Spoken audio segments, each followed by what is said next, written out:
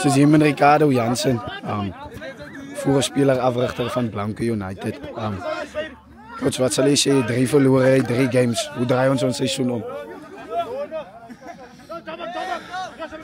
Om eerlik te wees, ons het letterlik teen onsself verloor.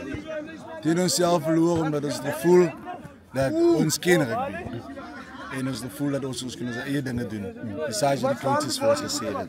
En ons almal weer rugby is baie maklik. As ek die bal in die hand het, kan jy nie punte aanteken nie. Verstaan jy? So ons moet ons basiese fasette moet ons secure, want dis deel waar rugby gaan, jou basiese fasette. En dit was ons game verloor het. Ons het in die eerste helfte gesien en so ook met ander wedstryde. As ons die plan uitvoer werk het, wat vir my sê dis nie 'n coaching probleem nie.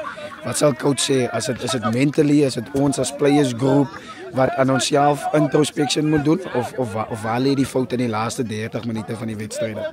Ek sou sê die laaste 30 minute van die wedstryd vergeet ons heeltemal van die plan. Dan begin die ego in te kom en dan begin die eie ek wil nou magic begin maak.